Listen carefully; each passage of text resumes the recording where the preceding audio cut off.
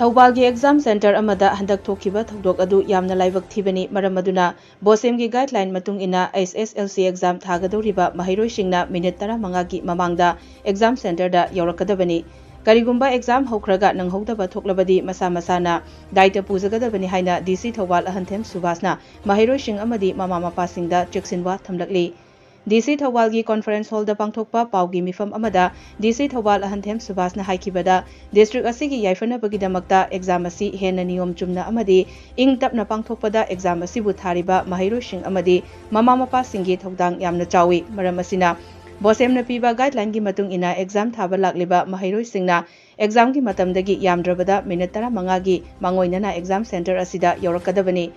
mama मपासिंग अमदी boarding चलाइरिबा महिरोइसिंगबु थाबिरकदौरिबा अथॉरिटीसिंगना मतम चाना महिरोइसिंगबु exam centre दा यौहनबिरकदबनी करिगुंबा मिनिट 15 की ममांगदा सेंटर दा यौरक्तबा तारगदी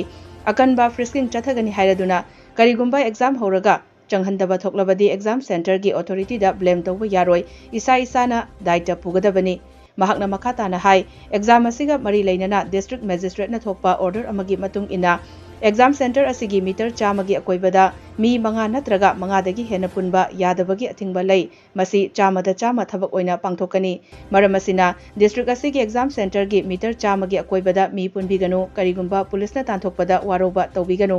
डिस्ट्रिक्ट असिदा क्वालिटी एजुकेशन पुरकनबगीदमक्ता महिरोइ लुपसिंग एजुकेशन डिपार्टमेंट अमदी डिस्ट्रिक्ट एडमिनिस्ट्रेशन ना लौखतलिबा खोंथांगसिंग असिदा मियामना सपोर्ट तौबियु हाइना DC थौबाल अहंथेम सुभाषना मियामदा अपील तौरखी ngasi paugi mifam aduda additional SP Elo Thawal and Suraj Singh JDO John 3 Thawal Arambam Anil Kumar district asida leiriba Mahiroi Loop Emsu Desam Su KSA Madi Ems ki mihut singsu saruk yakhi handak kogi Board of Secondary Education Manipur na loba high school living certificate exam sida kogi rangang thoan ningdaba thokdo khara kogi district asigi manung da thokre मसीगा लोइगा मतंग सिदा इना मयामदा अपील अम खतंग आई ngasi तौजनिंग मनी होजे होजे आइगा लोइनना कोगी डिस्ट्रिक्ट असिगी एडिशनल SPLO सूरज कोगी JDO तामो अनिल अमसुंग डिस्ट्रिक्ट असिदा लेरिबा कोगी स्टूडेंट ऑर्गेनाइजेशन सिंग देसाम एमसु सुक KSA एम्स की म्यूट सिंग कोई पुलफ कोगी डिस्ट्रिक्ट असिगी याइफनब की दमकता एग्जाम सी हेना ममुताना कोई नियम चुना पांगथोक यानबगीदमक्ता अइना मरु अइना पैखा असिबु थारिबा पेरेंट्स छात्रसिंग अमसुंग मखोगी पेरेंट्स सिंग अइना अपील अम खतंग तौजनिंगी मरु अइना अपील तौजनिंगबसि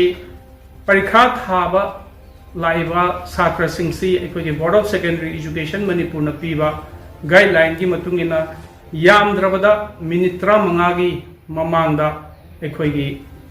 स्कूल मागी सेंटर असिदा कोई यौहन बिरकदौबनी करिगुंबा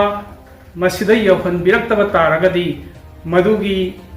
मखादा चंगप छात्रसिंगजुदी अखोइना board of secondary education Manipur की चन्ना कांगलों की मतुंगिना मार्क्सी यामना विगोरसली फ्रिस्किंग अमा अखोइ तौजगनी अदुना मतम चाना छात्रसिंगसे यौहन बिरकनबा अइना इहान हानबदा अखोइगी मरु अइना पेरेंट्सिंग अमसुंग अखोइगी बोर्डिंग चलाइबिरिबा छात्रसिंगसिबु थिंदोक थिंजिन तौरिबा अखोइगी बोर्डिंग बु चलाइबिरिबा अथॉरिटी सिंगदा अइना इहान हाना अइना अपील तौजरी अदुगा करिगुंबा पैखा हयंग हौख्रबा मतुंगदा लाअबा मतुंगदा संहनदबगी इशू लाकांदा अखोइगी सेंटर अथॉरिटी दा अखोइ ब्लेम तौबा यारोय मसि इसा इसाना दाय पुबिगदबनी हाइबसिमा अइ इहान हाना थमजगे अदुगा